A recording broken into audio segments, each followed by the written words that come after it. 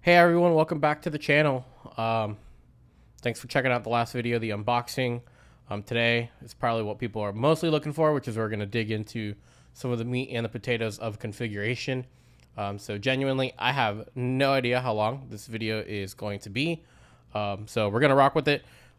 We are basically, my end goal for this video and today is to get it essentially parity with my Harmony Elite. So for starters, I would have probably what's considered a very simple setup. So if you are someone with advanced home automation systems, this may not be the video for you. My goal is essentially to get a receiver, a Blu-ray player, a TV, a Switch 2, and a PS5 configured. I have my Harmony Elite that essentially works with all of those via IR. So I will be switching to mostly IP control to take advantage of some of the integrations. I really don't know too much. I have not played around with the configurator tool. So I'm going into this blind. Like I said, no idea how long this video is going to be. Of course, I will trim the fat as best as I can, and potentially, float how much content I feel like keeping in this. But essentially, we're going to go through the full way to get this configured the way I see fit. So for starters, I'm going to try to do as much of this on camera as possible. So you'll be seeing my desktop for anything that's going to be done in the web configurator, but I also have the remote here as well. I also have the dock as well. So I'll be able to switch those in. We've got a EULA, so I'm going to go ahead and agree to that. It wants me to pick my language, and then it wants me to pick a state or country. So we're going to go US. And already I am noticing there's like a nice tactile feel to the remote already. And so now it wants us to pick our time zone. So probably going to go for New York. Yes. There we go. I think I tapped it. All right. And now it wants us to set the administrator pin. So I will set that and be right back. All right, it wants me to name my remote. So I think I'm just going to keep it remote 3. I like it. I'm going to keep the default name. So I'll add that. Get some spinning, and now I believe it wants me to connect to Wi-Fi. So from there, it has found my Wi-Fi. And now I am going to type it in here. And I will say, it's actually very snappy. All right, we have been given a MAC address. All right, so now we get to the dock setup, where it's telling me, ensure the dock is nearby, and displaying a blinking orange light. Now I probably want to give it a more eloquent name than that. So I think I'm just going to call it dock 3. And I'm going to call it rack because I have 2 docks. I'm going to have one in my room and one in the theater room and one actually in the rack. So from there, that's it. Dock. Wi-Fi. Yeah, so now I want to put 2.4 gigahertz network for your dock. Okay. So now I have it put on my, I'm going to say next. Oh, okay. Look at that. We got activity on our dock. Here, I'll keep it like this for the dock setup stuff. Confirm with button. Okay. So you need to press the dock button really hard. It's back there. You press it really hard. I will say for having to type my Wi-Fi password like a million times, it's actually very smooth. For how small the screen is, the keyboard's very nice. Okay, so now once we confirm with buttons, so you press it. There you go. Now leave it alone. Yes, okay, we're connected. Sweet. And then I probably will opt for a wired solution. when the time comes. So cool, shows its IP. All right, now let's bring the remote back into play, telling me we're all set, and it's ready to blast IR codes. Sweet. So found some integrations already. So, I guess we'll start with Apple TV. Discover Apple TV on your network.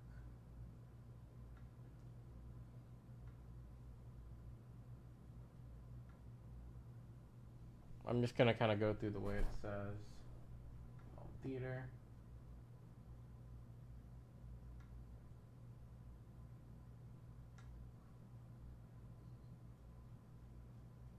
Oh shit. Alright. I'll be right back. Gonna go throw that AirPlay code in. Okay, so I was prompted with 2 codes I had to enter on my Apple TV. And now it's saying select entity to control with the remote. And so I believe this is my AVR. Or it's my Apple TV. Because they're both named home theater. I believe it's Apple TV though. Say that, and then I say done. Alright, it wants me to find more integrations, so maybe let's do my Den and AVR network and see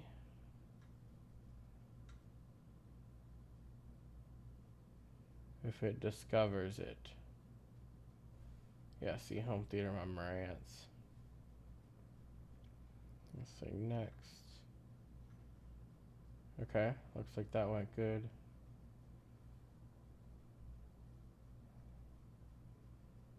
Done.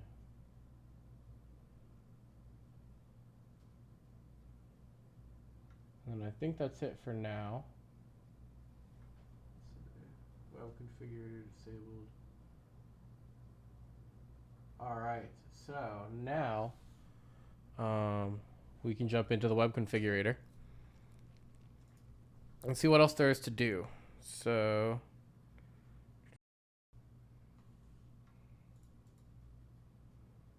okay, cool. Alright, so definitely gonna block this pin out. Oh cool, it already did it. Okay. Alright. Cool. Look at this. Alright. So now I think it wants me to call a page. Tap here to create my first page. Alright, well I think if I'm guessing this right, we're gonna call this page home theater.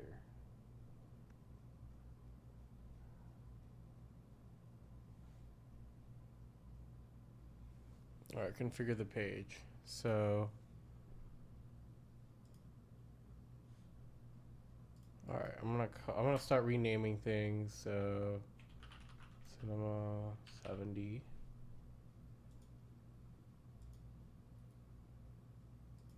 And I'll call this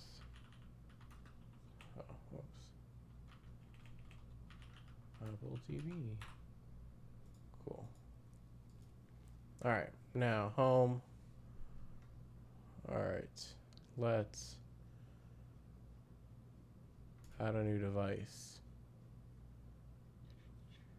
So, alrighty. I've spent a little bit of time figuring out how to do custom integrations for the non already that it found. So it found my Marantz, it found my Apple TV. I need an integration for my TV as well, and so there is a custom one.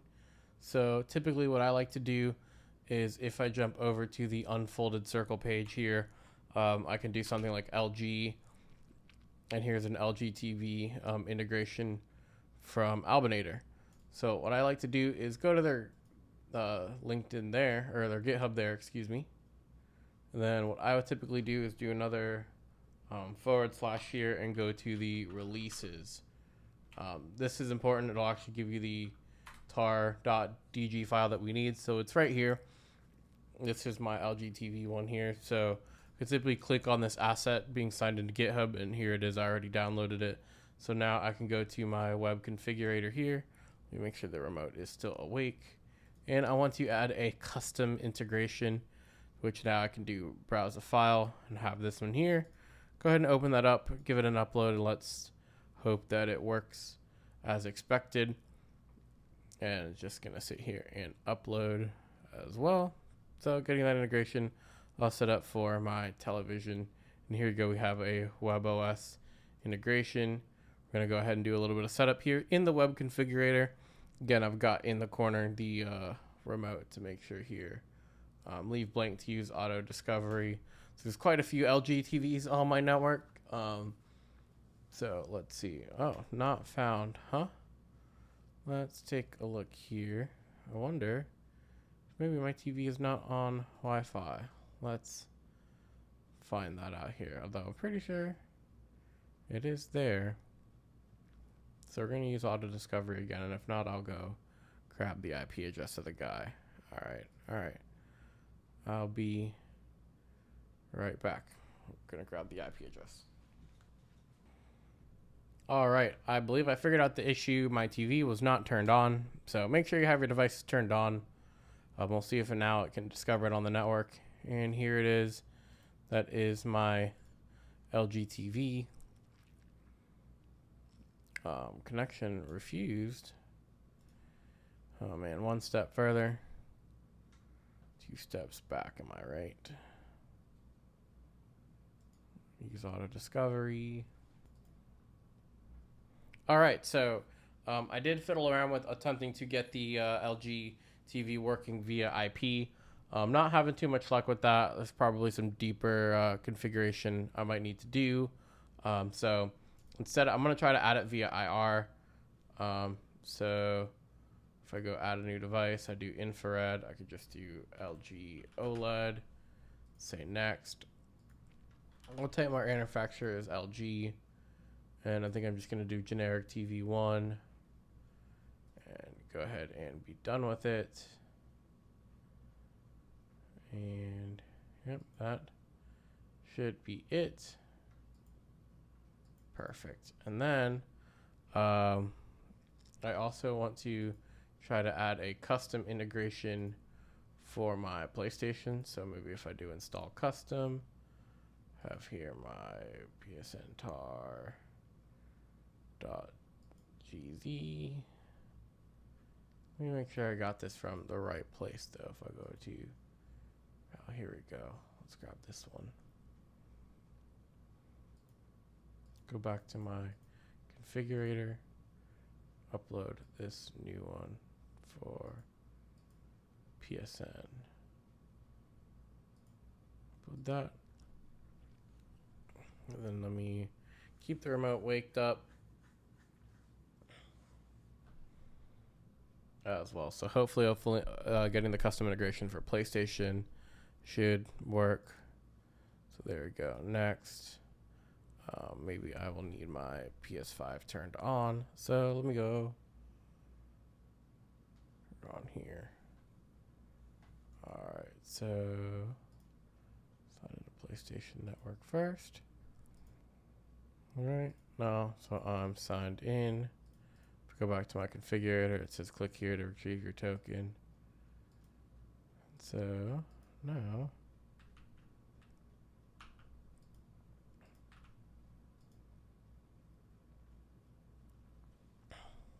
all right, cool. That's the PlayStation Network integration. So we'll test that out here. Got a few entities here as well. So I think now we can actually get to building in activity.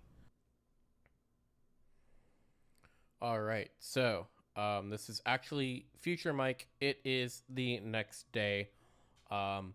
So I did essentially go and spend a little bit of time off camera, fiddling around with the device, getting it mostly configured. I felt like it would be better served for me to come back to setting up activities once I've actually got experience. I've figured it out. I know that I'm giving accurate and useful information rather than making you guys sift through me kind of fiddling around and figuring it out.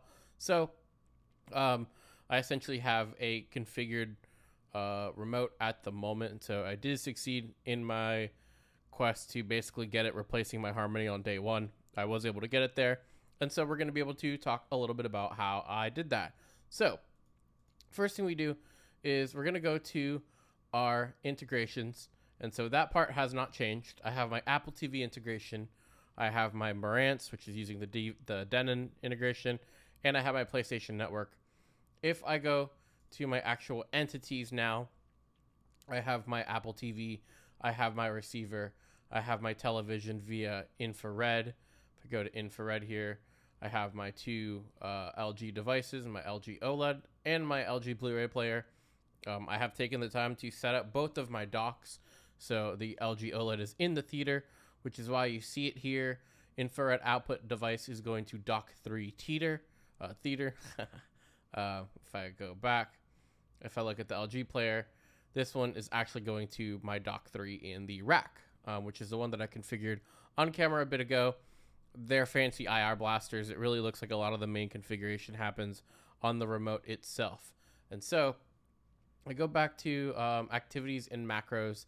So I have some activities here, but I want to start from a different perspective. First, I want to talk about activity groups.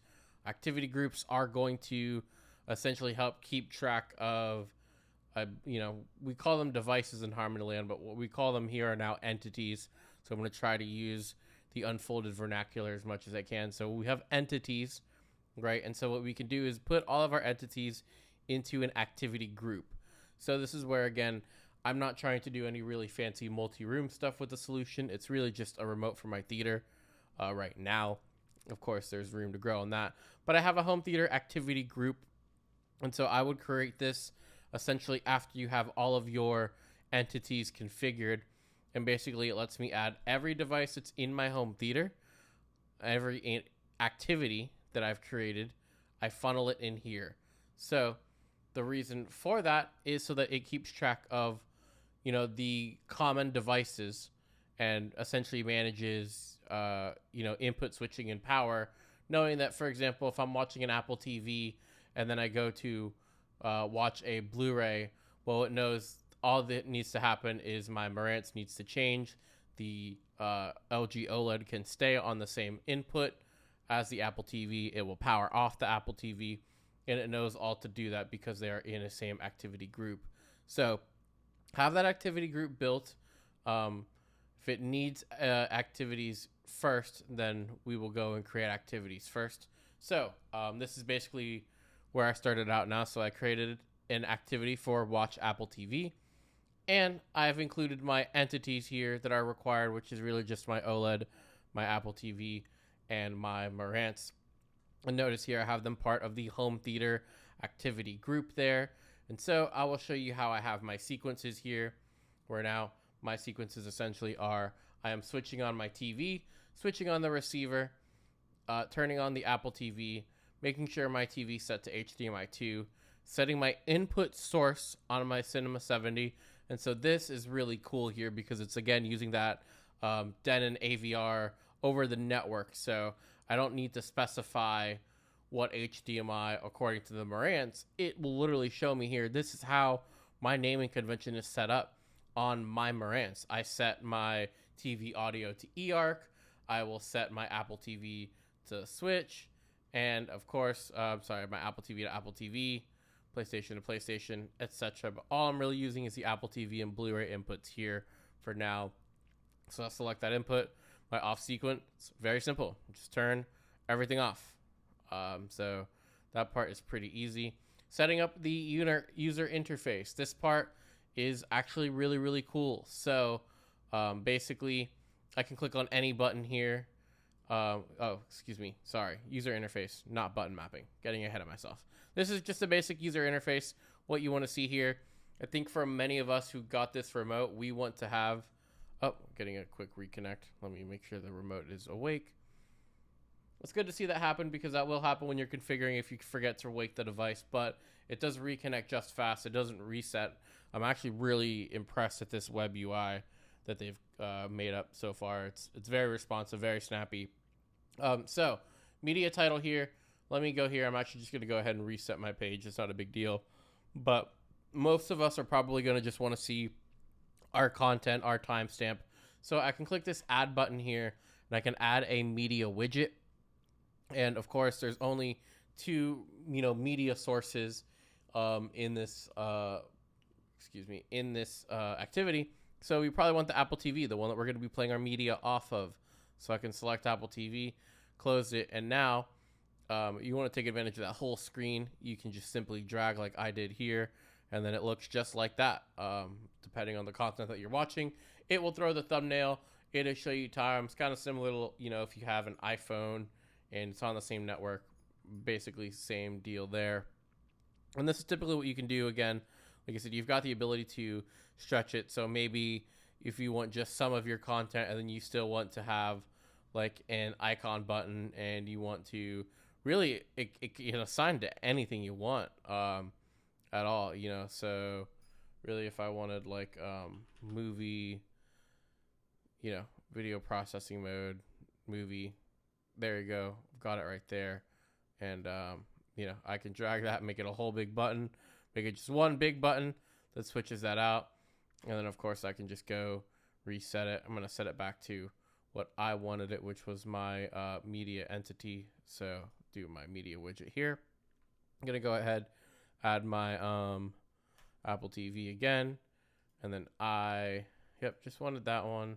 So I can close out of this. And then again, I want my Apple TV to take up the whole screen. I want to see all of that media on that nice, beautiful display that Unfolded has given us as well. And then probably the most important part, in my opinion, is going to be the button mapping. So this is, at the moment, a manual process, but there really aren't too many buttons here.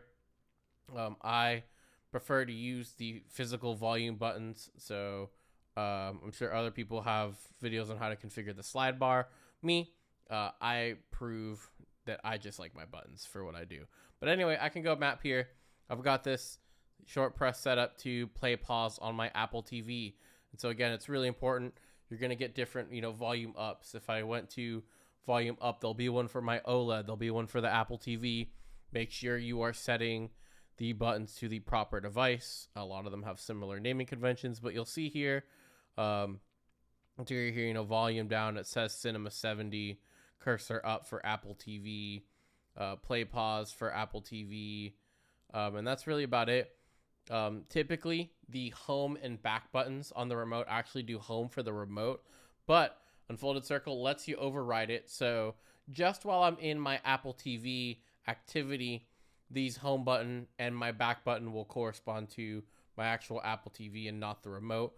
But I have kept that different for other activities that I have. And so that really puts us, at a good spot. There's really not too much to it, as long as, make sure, we've got the activity created. I've set up a watch movie one, and right now there's nothing special about it. It's an exact copy of the Apple TV. My plan is when I invest into some, lighting, probably Philips Hue, the watch movie is going to have a little bit more light control functionality to kind of dim lights and turn them off when content is playing, bring them back on when the content is paused, etc. And then we'll talk about my watch Blu-ray one as well. This one, very, very simple. Got an OLED, got my receiver, got my Blu-ray player. Sequence is pretty much identical, except I'm telling my Cinema 70 now to look at the Blu-ray source. LG OLED can stay HDMI 2 because that's my receiver. User interface, I actually have it blank right now. I can't really think of anything that I want to do. So it's blank. And this is the part where you can really kind of get crazy in configuration and, figuring out what I want to add, what types of things as I use the remote, as I engage in content, kind of figure out, oh, this button would be nice here. Haven't quite figured that out just yet. And then if I look at my button mapping here as well, this is, again, I've got my, home for the menu on the disc itself. I've got volume up and down, of course, controlled by my AVR. Cursor up and down is all related to the Blu-ray player. Mute, of course, goes to my AVR. And then this additional button I've pressed as the home to go to the actual Blu-ray menu. And then play pause. My Blu-ray player does not have a toggle. It has a separate play and a separate pause. So I've let my play be my short press and pause be my long press. and that's really it. Earlier in the video, I talked about setting up the PlayStation integration. And so pretty simple. Once you've got that integration set up, you enter that key. It gives you can now go and create an entity like, you go create an activity. See, the verbiage is getting me, but you'll get what I'm saying. You create an activity once you have the entities added. And so you will add actual entities. So if I do add new, you can actually add your entity. When you configure it, it adds your PSN profile. So this happens to be mine. Feel free to add me if you want to game on. So from there, if I go to an activity, I have my dedicated Play PS5 Pro activity. And so I've added entities here. I've added me and my girlfriend's PlayStation entity. And what this is going to allow me to do, and I will show this, I'm going to close out with the shot of, how the configuration looks on the remote itself. But I essentially, same thing, can map a media source. So if I go to me real quick here, you see you've got kind of actual pages and you kind of see it swipe. So you've got multiple pages of user interface for different things. So on the second page, this is essentially my PlayStation network. So I can go wipe that page out completely, and then I can click add here. I want to add a media widget, and my PlayStation integration, my PlayStation entity here shows up as a widget. And then again, I can go and make it completely full screen, and I'll again show what that looks like as well. Button mapping, I think all I've set up here is volume so far. Yeah, I mean, I don't really use the remote too much when it comes to, when I'm actually using a console. And so the Switch profile is exactly the same, but it doesn't have a nice pretty integration, so it is black. And then this is kind of, what the remote looks like on the web UI. This is the order that I've picked in terms of kind of movie content to the top and gaming all the way at the bottom. But I'm going to go ahead and transition over to the actual remote device, give you guys kind of a hands-on look of what a configured remote looks like, show you how it looks like, some of the content demonstration as well, and we'll get right to it and close this video out. Alrighty, we are now back at the Remote 3. I've got that exact same configuration we just reviewed earlier on the remote now, deployed out, and what we have here I think looks really, really excellent. You can see it shows home theater. It shows right now that there is the actual TV event is on right now. If you scroll down, you can see the activities that I have configured here. So I've got my generic Apple TV, watch movie, Blu-ray, PS5 Pro, and Switch. You've noticed I've customized the icons for the Apple TV and the two consoles, so they're a little more, accurate. I really like that a lot. And so you might also notice that we do have some content playing as well. I have one of my Ready Player One clips as well. And so clicking on it, see it gets a little bigger and it starts playing. But if I actually enter the Watch Apple TV activity, we get a full screen view of the content as well. So really, really like that. Like you can see kind of the time. So I'm not playing the full movie, just the race scene, of course. And then you can see I leverage my pause button here, and we will see it pause. It gets a little bit smaller on the screen size as well. So overall, really, really nice. We also have the Denon integration working well as well. So I get a volume slider on the remote, which I think is really, really awesome. Genuinely, it's one of my favorite features. The problem is that it does not display in decibels, so I can't get, my reference level at 0 dB or, my kind of usual movie watching sitting around that negative 14, 12 area. Go straight numerics. This does kind of work for me slightly, though, in the sense that my consoles right now are hooked up via eARC, so I miss out on the generic, Marantz volume overlay while I'm playing games.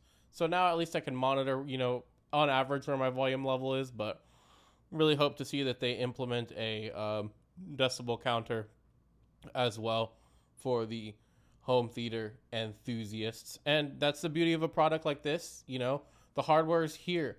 I'm holding it. It's in my hand. It can only be a better product tomorrow than it is today. And today, this is replacing my Harmony. I have just a couple kinks to really iron out there, but it's here. Everything I need is good. Outside of the TV, everything else is being controlled via IP. And now I actually want to show off the PlayStation integration as well. So I set that up. You notice, here you go. Immediately, if I swipe over, I'm in a game right now. I'm running Grand Theft Auto 5 on my PlayStation 5 right now. And immediately it picked up on the game that I was playing, threw that up. So now when I've got my volume rocker here, man, it's just, it's so elegant. Just talking about it, I'm really excited. This is, it's pretty close to well worth the wait. I just, the more I use it, the more comfortable it gets. I love the form factor. I love the feel of the remote. I was talking with some home theater buddies today, and they really seem to agree here. And so, man, the only thing that I hope for is a smooth rollout for the rest of the Kickstarter backers. I really hope that we get to a point where this is available to everyone. They didn't have to opt into a Kickstarter. They can quite literally buy it off the shelf and have it in their homes. Again, you saw the configurator. What you see is what you get. You do not have to, have a dealer program it. This is just really, really exciting for me and for the rest of us. I really hope if you are in line to get your remote, you are really in for a treat. I hope this helped you. I hope this prepared you. If you are unable to grab in, you didn't make the Kickstarter, that's fine. Check out Unfolded Circle. I'm also going to have links to the Discord community as well, where you can come ask us questions. But of course, also feel free, leave a comment, leave a like, subscribe. There's only going to be more videos on the remote coming up. Because of course, I'm going to end up kind of doing a more comprehensive review of the remote and the dock. I'm going to also kind of directly shoot it out against my Harmony Elite. See if there's any merit in still keeping it around in the system as a backup, or should I sell it to another enthusiast? Really trying to figure those questions out and more here on the channel. But again, thank you guys so much for watching this video. Thank you so much for watching the unboxing video as well. If you have any questions, is there anything that you want to see, that you want to test out, please leave a comment below. Let's talk about it. I've also got links to my Discord as well, so join the server or just message me directly and we can communicate some other means. But let's let's get it out there. Thanks again for dropping by. Just really, really excited to finally have this in the hands.